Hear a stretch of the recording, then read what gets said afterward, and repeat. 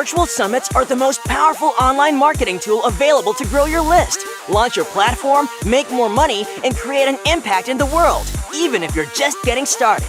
If you are ready to take your summit to the next level, then tune into the Virtual Summit Podcast with Dr. Mark T. Wade. Hi, I'm Dr. Mark T. Wade, founder of Virtual Summit Software and creator of the One Day Summit Formula.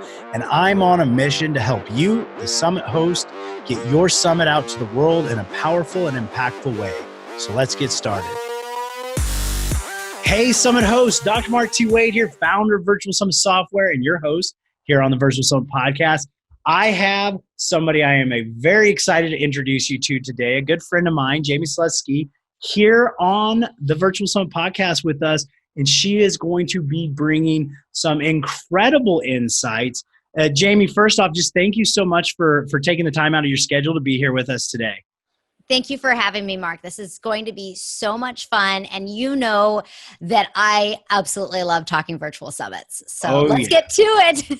Yes, Jamie loves summits, and I love summits, so we can rattle off about this for hours, but we're going to keep this concise and deep. Jamie and I were just chatting before we got started here, and we got some amazing information and insight to deliver you. Jamie's got such an incredible wealth of experience in summits. As a consultant for Virtual Summit, she has the Virtual Summit Tech website, and she also operates the Tech of Business. So from a technical aspect, a marketing aspect, a promotion aspect, I mean, essentially every aspect, Jamie, you got nailed down. And I know personally because I've been there with you. I've watched you. I've seen you operate. You crush it for your clients. So I'm really excited to dive into your knowledge. But before we do that, why don't you just tell our audience just a little bit more about you and where they can find you? Yeah, absolutely. Well, thank you for that glowing, intro. So yes, as Mark said, I am Jamie Slutsky. I am the host of the Tech of Business podcast, and my business operates under that name. You can definitely find me over at Virtual Summit Tech because I am a technology consultant. I am a virtual technology officer for your business. And my entire mission and vision for this business is to help you deliver your online promises. And in this context, I'm talking about the actual delivery of your summit. That's what I love to help my clients with. That's where I excel. I am one of those people who can get into the nitty-gritty, understand all the tech so that my clients can focus on their marketing efforts and focus on their content and the experience that their guests and that their visitors and that their summit attendees truly want from that summit so that the outcome matches the expectation. Yeah, and I want to jump in here and clarify for all those listeners. You may have stumbled across some summit consultants in the past, which are more like VAs maybe that will help you kind of put some stuff together or give you some advice, But Jamie, unlike that, she is actually a true expert in this niche, in this industry. She comes with a coding background. So she actually can create a completely customizable experience. I know us over at Virtual Summit Software, she's who we recommend to our clients when they're looking for a completely customized virtual summit. She's our go-to, and you're going to find her on our list of recommended consultants too. Everything we're going to talk about in this episode, including links to Jamie, to some of her resources, her materials, how to get in touch with her if you're looking to bring on to work with Jamie, is going to be over at our show notes at podcast.virtualsummits.com, because I definitely recommend having a conversation with her. Jamie, I think we should jump into it, and what I want to start. I want to start off by kind of painting the picture for our summit hosts that are listening here. And it's a little bit of a rant, but summit hosts, stick with me because we're going to give you such great insight on how to overcome this, how to change this. And Jamie is going to tell you how you can get the most successful aspect out of your summit. And so as the creator and founder of Virtual Summit Software, one of the probably biggest pet peeves I have, and I'm going to paint this picture here, Jamie, and you're going to talk to us how we can overcome that, is people deciding kind of last minute that they want to do a summit. Or even if it's not last minute, they wait or they procrastinate, and then kind of last minute they decide, I'm going to try and rush this all together, get my summit out in a matter of weeks or maybe even just a month or whatnot. And there ends up being all of these complications and a lot more stress that is added. Now, what I'd like you to talk about here, Jamie, is like, are there some phases that we can understand with summits, and what should a summit host be considering time-wise, and kind of what's that look like? That is kind of one of my big things that I like to help hosts actually figure out. There are definitely phases. The phase that most people think about is the launch phase. The launch phase, and I wanted to go there first because your launch phase is actually when people are watching your summit. Prior to that is your marketing phase. That's when you're letting the public know that you've created, past tense, created this amazing product that they're going to get to see. Prior to that is your content creation phase, which pairs with your affiliate build out phase. You want to have your content that is actually being delivered on the summit, as well as everything that your affiliates and your referral partners and your sponsors and everybody is going to need created in its entirety in that content phase. And prior to the content phase is the envisioning, the entrepreneur phase. It's the, I want to do this, what it's going to look like, how I want it to create. And so we have these phases that do not overlap. You cannot effectively work in your marketing and promotion phase if you're still creating content. You cannot effectively launch your summit if you don't have enough time invested in that marketing phase. So, and then, absolutely, there are always going to be new ideas, but my job as the consultant, as the implementer of the technology, is to cut my clients off on the envisioning and the entrepreneur phase so that we're only dealing with execution. So remember, I guess that's probably the biggest thing is when you are in that content phase and you're creating and you're interviewing people and you're creating audio versions of your videos and you're creating transcripts and you're creating bonuses and you're creating your emails. We got to cut that off before you start promotion. Yes, there are always things that come up. If you all of a sudden decide, I want to send an extra email out in my pre-launch phase. So this is during marketing. You have 5 emails set up between the time that people sign up and the actual launch. And you realize, you know what? I want to have a 6th email in there because I want to drop a sponsor link. Sure, that makes sense. But in that phase, it's not, oh, I want to create a gamification campaign. I want to have people promote this product. You don't want to start that in marketing. You want to have thought that one through back in the envisioning, in the big picture phase before you start creating content. Virtual Summits software makes hosting a summit easier than ever. The only software in the world designed specifically for hosting a summit lets you set up a summit in a matter of hours with no tech skill or team needed. You can try out the Virtual Summits software free at virtualsummits.com. But hurry, this is a limited offer. That is such a great layout of this, the phases of a summit. I hope you guys are taking notes on that because this is super important to know, also so you can plan for it. So I want to go even deeper in this, Jamie. I want to talk about 2 aspects of this. I'm going to want to know the time frames on that. But before we get the time frames, let's go into why is it a problem? Why is that a problem when I go, hey, I know the summit's a week from now, but I want to change up the campaign and throw a gamification campaign? Like, what happens? Well, the short answer is that the consultants, the virtual assistants, the marketing team you've got in place, everybody who you've got in place has a roadmap. And if all of a sudden you want to throw something new in, it throws everything else that is on deck into a little bit of chaos and a little bit of flux.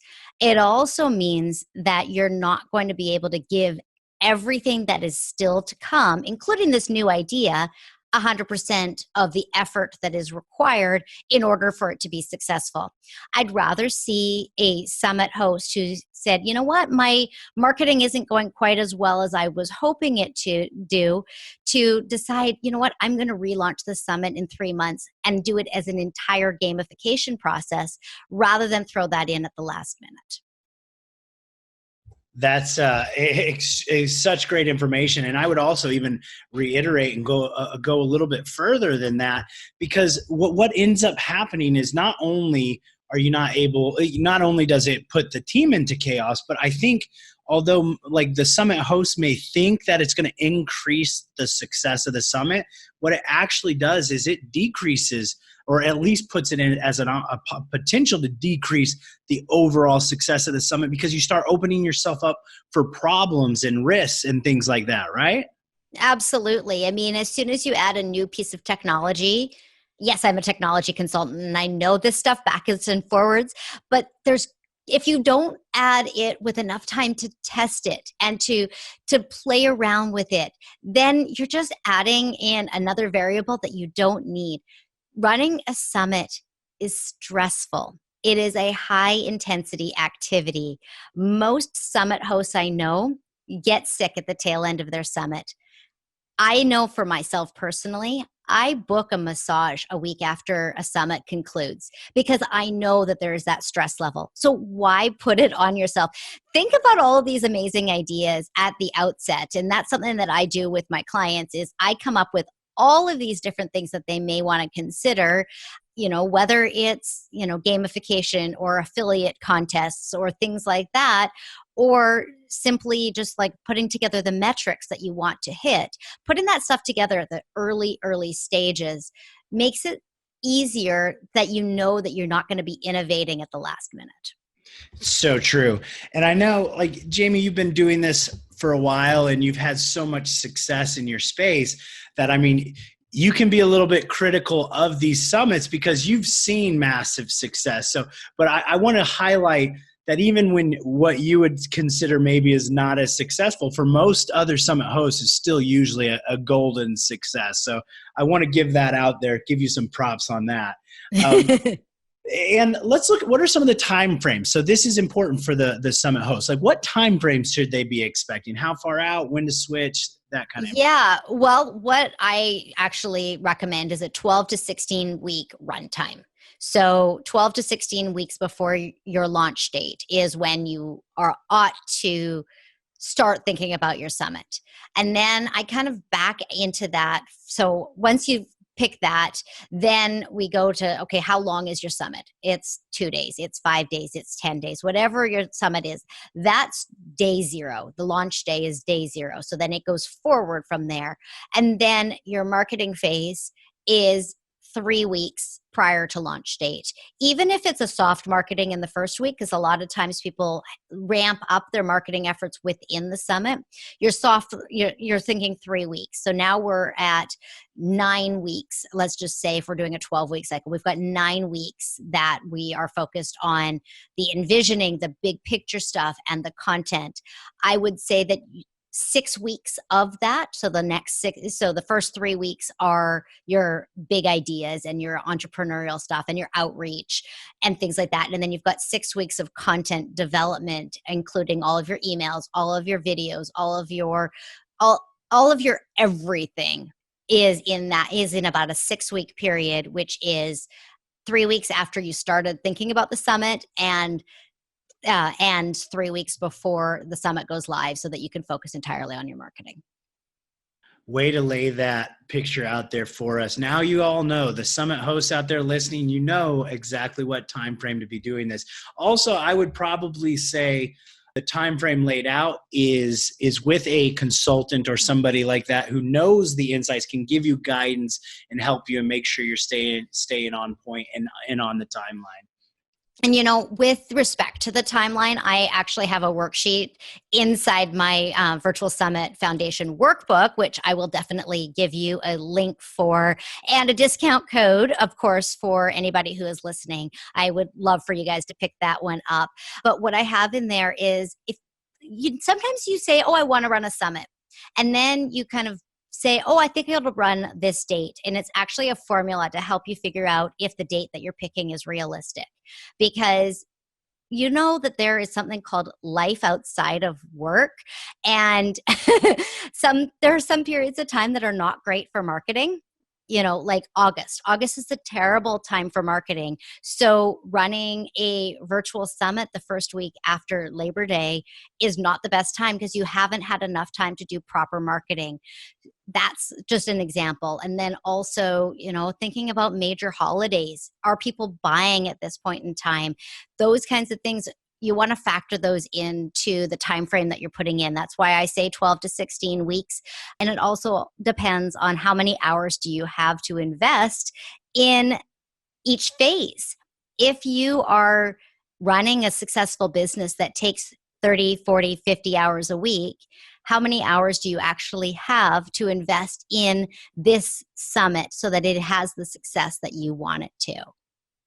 Jamie, you're giving me so many ideas over here, things I want to ask you about. So first off, what's your favorite dates? What are your favorite periods to run summits? My favorite periods to run summits are from the last week of January through the second week of May, and then the last week of September through the second week of November. So they're pretty long ranges, but basically mid-May through Labor Day is out, and then a week prior to Thanksgiving approximately through January is out. Okay, perfect. I've got those written down. So now we all know when not to be running our summits. Hopefully you guys are taking notes over here. I want to circle back to the marketing aspect. So you gave a pretty specific time frame on when to start the marketing. So I know some of our summit hosts are like, well, why wouldn't I start marketing earlier than that? And I agree with you. I believe there's a set window that you should be marketing and probably not needed before that. But I'd love to get your advice on why you shouldn't be marketing 6, 8, 12 weeks out. That is such a good question. I don't think that marketing your summit that far out is beneficial because people like things online in real time. People are impatient. So what I'm not saying is hit your cold audience exactly 3 weeks out and just blast them.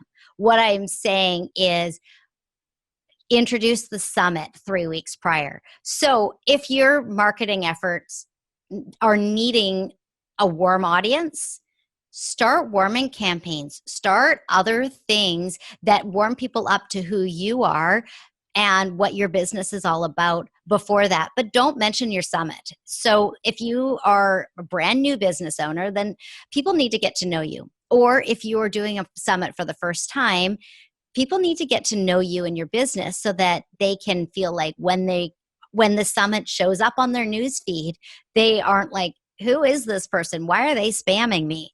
That you want them to know who you are. But people like instant gratification when it comes to being online, unlike live events. Like when you want to go to a live event, you want to have time to plan and you want to know where you're going to eat and what you're going, what else you're going to do in that city. When it comes to a virtual summit, we're talking about people sitting in front of their computer consuming your content, and they just need a little bit of time to move their schedule around. They don't need quite as extensive amount of time, and no babysitting. Be sure to check out the speaker management tool inside your virtual summit software, which lets you quickly and easily recruit and manage your speakers on your virtual summit, literally eliminating hundreds of hours of work. Get more information at virtualsummits.com. I love that. That's so good to know. And I agree with you on that too. I actually see from the summits we run in our own businesses, it's kind of like a hockey stick curve. The closer it gets to the summit, the higher up the conversions go, just because people are wanting that right now. It's right there. A lot of times, your audience or attendees will be like, oh, that's great. I want to watch that. And they'll go to make a note of it, but then they get interrupted by their kids or a phone call or something like that. So I love that. That's great information. Let's keep going a little bit in the marketing aspect, because I know this is a common question and concern for summit hosts. So you have the benefit and the vantage point of running summits for other people. What are some of the things you're seeing, or at least one thing you're seeing that's really working right now, and what's something that's not? It's funny because I try and stay as far away from the marketing side of things. But what I definitely see is video ads are doing a whole lot more. And again, those warm audiences, retargeting campaigns. I mean, you hear about it everywhere. But if someone comes to your website and they take no action, then they're the person you want to retarget because they've already heard of you. I think that is probably one of the big things.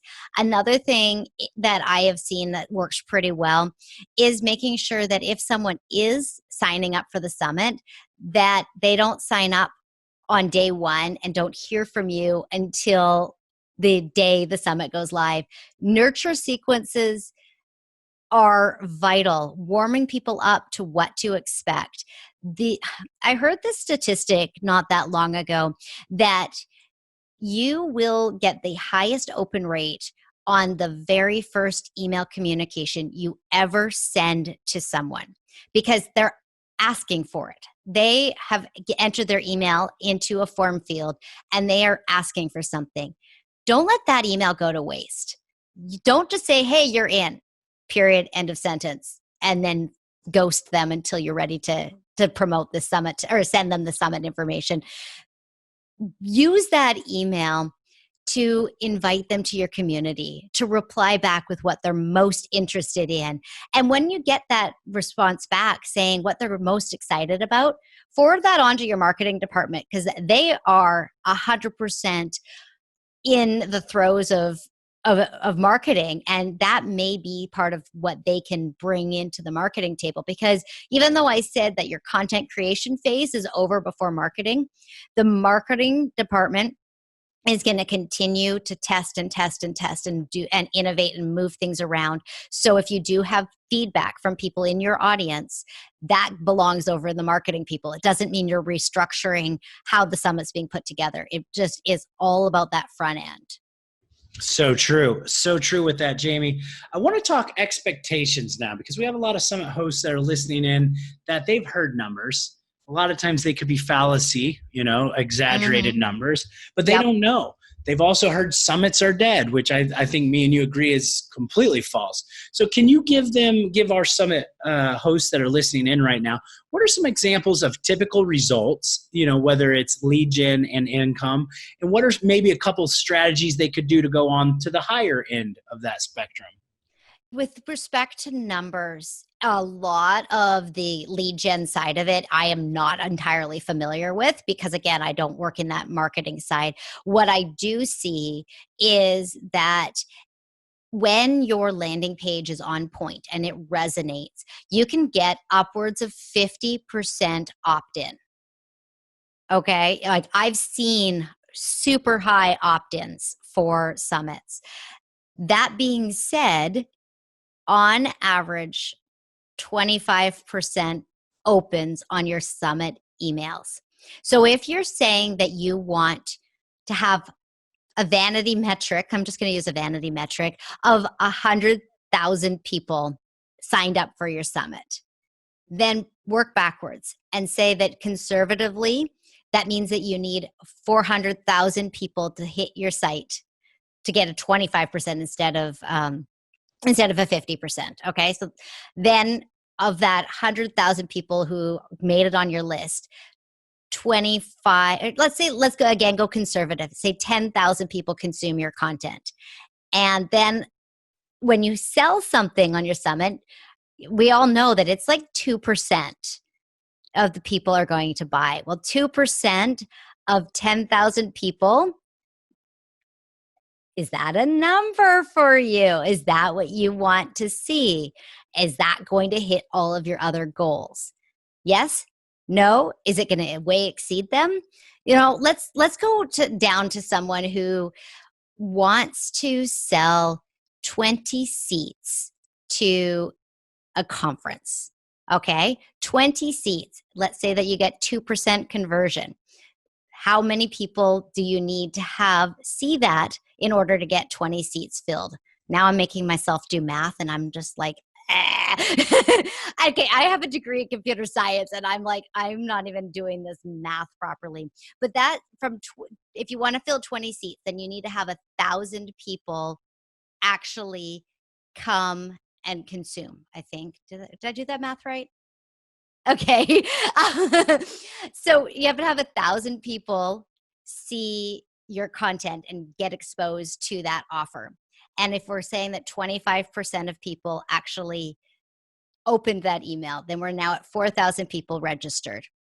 If 4,000 people registered, then we're looking at somewhere around 20,000 page views of your summit. So it goes to that. So there are so many variables when it comes to the numbers, but being as conservative as possible, knowing that what you want to sell on the flip side, what is your goal on the outside? Like, I don't care. I honestly and truly do not care what your summit does, as long as it leads you toward the goal of why you're running your summit. And it's so point on, right? Like, and I see this as a mistake often with summit hosts is all they think about is their summit. And after the summit ends, they actually don't even have anything else to drive their audience to. And in that case, a lot of times the audience goes cold. And then it was like, what was the actual point? You should have the follow-up. But these numbers you just threw out, this is so great, Jamie. Like, now all you summit hosts listening at home right now know exactly how to calculate backwards to get the results you're looking for. And I would say even play a little bit more conservatively so that you're actually pleasantly surprised versus maybe a little bit disappointed. You mentioned gamification. I want to circle back to this. So that's something I've got circled right here in my notes. Gamification. It sounds cool, and I think it's extremely impactful and powerful. Can you talk about what that means and what are some ways that summit hosts can do that? Yeah. So in a nutshell, gamification means that you provide rewards of some kind to people for taking action. So you could do gamification that has nothing to do with affiliate marketing or with getting the word out. It could just be, who is the person who attended my summit and took the most action inside this summit?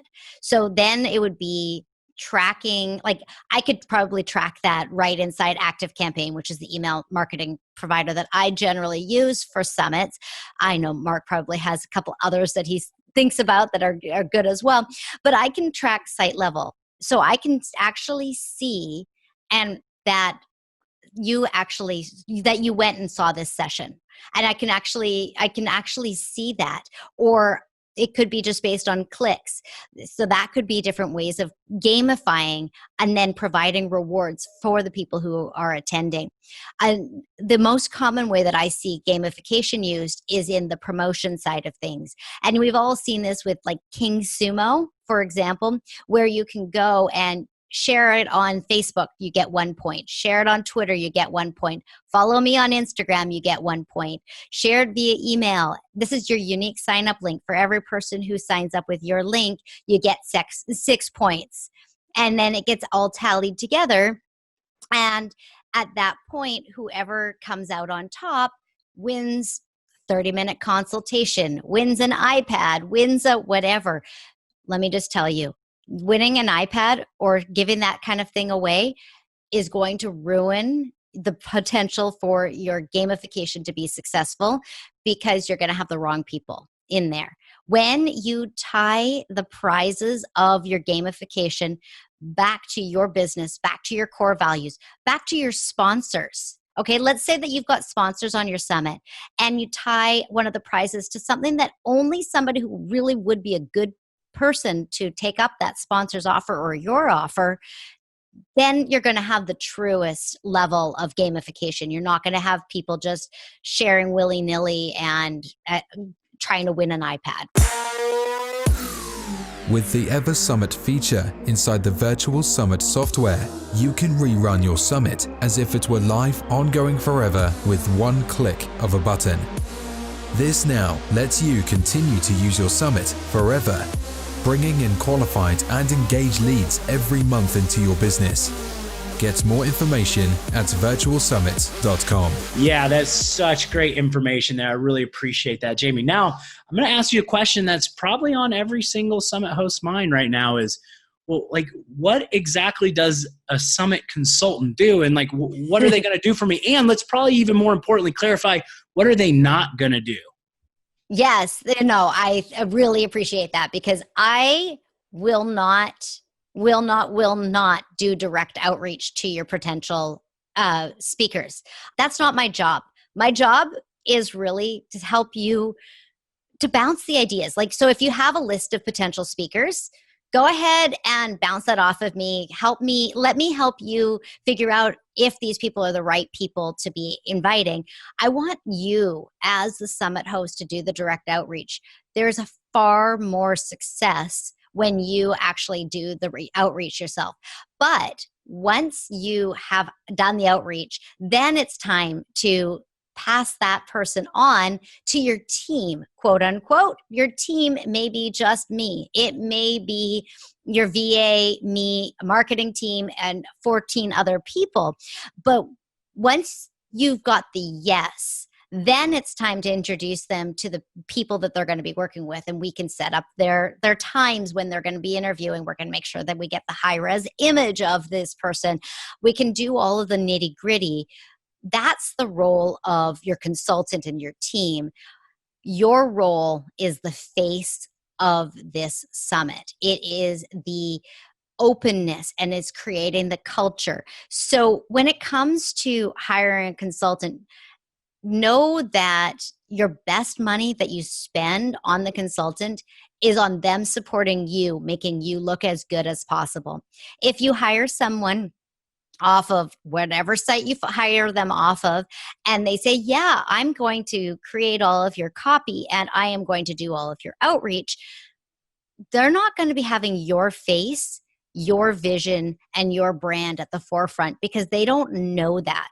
The only person who knows that is you. And if you have an operating officer or other people within your business, you guys are the ones who need to be doing that side of things and bringing on your consultants to support you, because my expertise is getting your summit vision onto the screen and into people's inboxes, and so that they can consume your content and buy whatever you have next.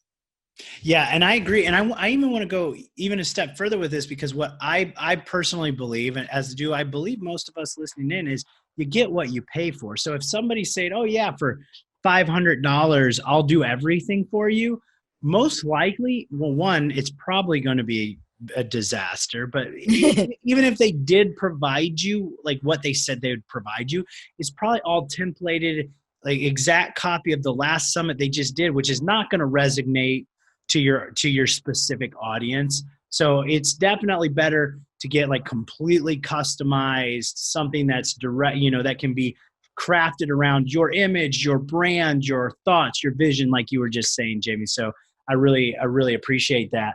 And that's important for our audience, our summit hosts to know. Like if you're thinking about going with a consultant, which I highly recommend, especially if you've never done a summit before, you need insight. You need somebody kind of helping you to guide you. But understand there are things that they're going to do and there's things they're not going to do. And I always recommend, Jamie, that they have that conversation up front before anything's signed. I think that's exactly what you recommend as well. So yes.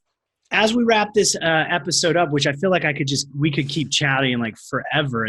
I really don't want it to end, but I want to respect your time. One of the last few questions is like, what's a tool that you just couldn't do your summit without? What's something you just love other than ActiveCampaign, which we've talked about? Like, what's another tool you love? That is such a funny question, because I build all of my summits on WordPress.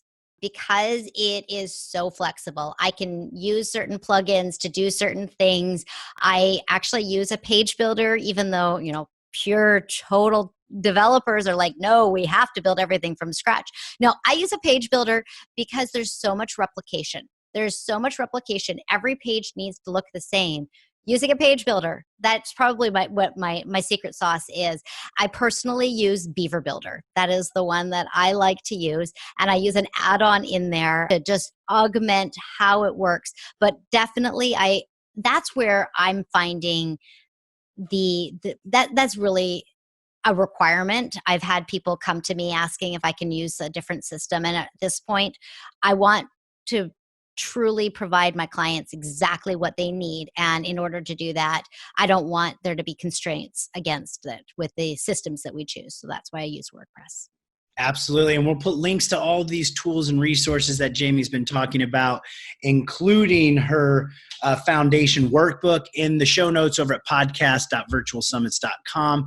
Jamie, this has been such an amazing episode. I thank you so much for taking the time out of your schedule. You know, I always love chatting with you, especially tech and business and summits. As we wrap this up, did you have any kind of final piece of advice that you'd like to share with our audience? Well, yes, absolutely. If you're thinking about doing a summit, brainstorm. Just let your brain go to town. Just write down a whole bunch of things that you're thinking about for this summit and just get it on paper, because you cannot start a major project like a summit without having something concrete to start from. Such great insight. Thank you from the Virtual Summit Tech, the tech of business, the tech queen herself, Jamie Slutsky. Thank you so much for being on our episode today. Thank you, Mark, for having me. All right, Summit hosts, thank you for listening, and we'll see you on the next episode. Thanks for listening. Now don't forget to subscribe and leave a 5-star review on the Virtual Summit podcast. Head over to the show notes to check out all the links and resources from this episode, and be sure to grab your free trial of the Virtual Summit software. Now, I want to end this episode by saying to all the Summit hosts listening right now, I believe in you, and you can do this. Summits are by far one of the most powerful ways to quickly grow your list, launch your platform, make more money, and most importantly, make an impact in the world, even if you're just getting started. So don't get caught up in analysis paralysis, because the world needs to hear your message, and there are people who are waiting for you to help them. So just get started, because imperfect action is always better than no action. Thank you, and see you on the next episode.